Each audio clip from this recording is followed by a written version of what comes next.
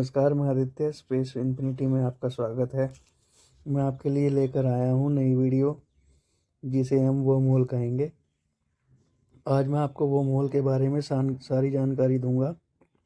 Wormhole क्या होते हैं, आपके मन में भी ये सवाल आया होगा। अगर वर्महोल से जुड़े आपके मन में सवाल होंगे तो आज सारे सवाल के उत्तर आपको मिल जाएंगे। आज से कई सालों पहले सभी लोगों की सोच इस ब्रह्मांड को लेकर काफ़ी अलग थी, पर जब से विज्ञान का जन्म हुआ है मानो कुछ पुरानी बातों पर ताला लग गया हो। जैसे पुराने ज़माने में लोग कहते थे ऊपर आसमान में जो तारे हैं वे सभी रेत के दानों के समान छोटे हैं, उन तारों में भगवान का घर है। पता नहीं हम क्या क्या सोचते थे, पर जब से विज्ञान ने टेलीस्कोप की सहायता ली हमें पता चला वे तारे रेत के समान नहीं बल्कि हमारी पृथ्वी जितने ही बड़े हैं और उससे भी विशालकाय हैं। शुरू से ही ब्रह्मांड हमारे लिए एक चर्चा का विषय रहा है। आज तक भी हम ब्रह्मांड के सारे रहस्य को नहीं जान पाए हैं, लेकिन हमारे पास ब्रह्मांड को लेकर आज जितना भी ज्ञान है वो ज्ञान सिर्फ रत्ती भर जितना है। परंतु आज भी पूरी ताकत ब्रह्मांड के बारे में जानने के लिए हम लगा रहे हैं। इस प्रयास से हमने आज आपके सामने एक महान ज्ञान को प्रकट किया है और हम एक नया विषय लेकर आए हैं जिसे हम वर्महोल कहते हैं।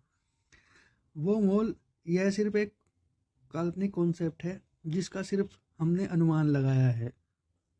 आइए जानते हैं वर्महोल के बारे में। वर्महोल क्या होते हैं, वर्महोल क्या है? सीधी भाषा में बताया जाए तो वर्महोल एक छोटा सा रास्ता है जो दो जगह को जोड़ता है। यह दो जगहों का मतलब किसी नज़दीक की जगह नहीं बल्कि उन दो जगहों में के बीच में लाखों प्रकाश वर्ष की दूरी होती है। यदि हम वर्महोल को पाने में सफल होते हैं तो हम अरबों खरबों की दूरी कुछ ही सेकंडों में तय कर सकते हैं।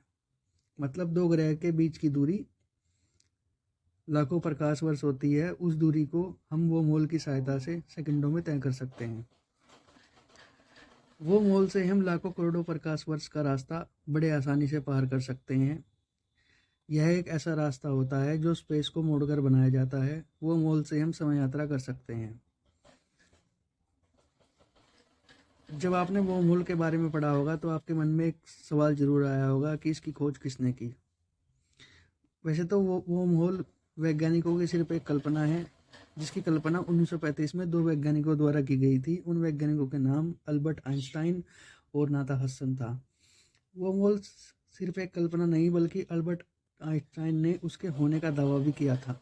यह सच है कि आज तक हम वर्महोल को ढूंढ पाने में सक्षम नहीं हुए हैं, लेकिन उन दो वैज्ञानिकों ने वर्महोल के बारे में गणित के इक्वेशन से मदद की थी, उसे सारी दुनिया के सामने रखा था। वर्महोल के बारे में सिर्फ आपको मूवीज़ में नाटकीय रूपांतरण में दिखाई दिया होगा, पर ना तो आज तक किसी ने असल ज़िंदगी में वर्महोल को देखा है और ना ही महसूस किया है।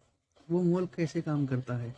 जैसे कि आपने जाना होगा कि वर्महोल एक रास्ता है जहां से हम करोड़ों प्रकाश वर्ष की दूरी को कुछ मिनटों में तय कर सकते हैं। अगर वर्महोल का हमें पता लग जाए तो हम सारे ग्रहों पर कुछ ही क्षणों में पहुंच जाएंगे। लेकिन अगर हमें वर्महोल का पता भी चल जाए फिर भी हमें एंटीमैटर की ज़रूरत होगी। एंटीमैटर के बारे में मैं आपको बाद में बताऊँगा। वर्महोल की खोज कैसे हुई, तब से कई सारे नए नए तथ्य सामने आ रहे हैं। किसी का मानना है अगर हम वर्महोल की खोज कर लेते हैं तो हमारे लिए समय यात्रा करना संभव हो जाएगा। जब 19वीं सदी का दौर चल रहा था तब सभी वैज्ञानिक न्यूटन के बताए गए रास्तों पर ही चलते थे और न्यूटन की इक्वेशनों पर ही ज़्यादा विश्वास करते थे। तब के वक्त न्यूटन ही सबसे बड़े वैज्ञानिकों में से एक थे जिन्होंने गुरुत्वाकर्षण के बल के बारे में दुनिया को बताया और दुनिया उससे हिल गई थी। कोई भी उनके गणित के इक्वेशन से भिड़ता नहीं था। हद तो तब हुई जब न्यूटन ने गुरुत्वाकर्षण में लगने वाले बल का फार्मूला निकाल दिया और इस फार्मूले में उन्होंने बताया कि अगर कोई भी दो वस्तुएं एक साथ में ली जाएं जिनके पास मास हो, वे एक दूसरे को आकर्षित करती हैं। जिसका जितना ज़्यादा मास होगा उसके तरफ सारे कम मास वाले वस्तुएं परिक्रमा करने लग जाएंगी तो उसके पास या उसके साथ आकर्षित होंगी। उन्होंने इसके लिए फॉर्मूला निकाला था F=G m1m2/r²। इस फॉर्मूले में न्यूटन ने बता तो दिया था कि सब वस्तुएं आपस में एक दूसरे पर गुरुत्वाकर्षण बल लगाती हैं, पर न्यूटन ने यह नहीं बताया कि वो ऐसा क्यों करते हैं। ऐसा ही एक सवाल आइंस्टाइन के मन में आया और यहीं से वर्महोल की उत्पत्ति शुरू हो गई। जैसे ही आइंस्टाइन के मन में सवाल आया कि आखिरकार न्यूटन के गणित में जो गुरुत्वाकर्षण बल की बात हो रही है उसमें दो वस्तुएं आपस में कैसे खींची चली जाती हैं, इस प्रश्न का उत्तर खोजते खोजते आइंस्टाइन इस नतीजे पर पहुंचे कि सारा ब्रह्मांड एक चादर जैसी वस्तु में है, जिससे एक वस्तु दूसरे ज़्यादा वजन वाले वस्तु से आकर्षित होती है और सभी ग्रह अपने मास के हिसाब से स्पेस को मोड़ देते हैं और उसकी परिक्रमा लगाने लगते हैं। जैसा कि हमारे मिल्की वे गंगा में पृथ्वी सूरज के चारों ओर चक्कर लगाती है। जैसे ही अल्बर्ट आइंस्टाइन ने न्यूटन की बताई हुई बातों पर गौर किया और उन्होंने अपना दिमाग चलाया, तब उन्हें पता चला कि यह सब ग्रेविटी का चक्कर है। उन्होंने बताया कि हम जिस स्पेस पर रहते हैं वो एक चादर जैसा है। चादर जैसा इसलिए क्योंकि जब कोई चीज़ जिसमें वजन हो वो उस चादर में जाते ही अपने मास के अनुसार अपनी जगह एक गड्ढा कर देती है।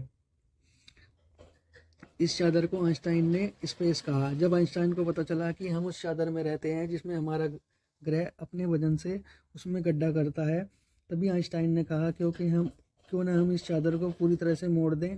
चादर से मेरा मतलब यहाँ स्पेस से है।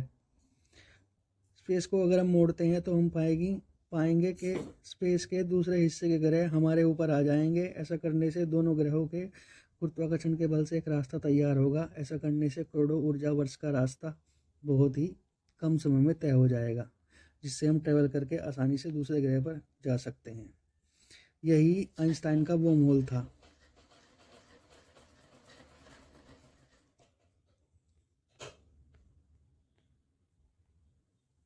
अगर आपको वीडियो अच्छी लगी होगी तो चैनल को लाइक और सब्सक्राइब कीजिए। धन्यवाद।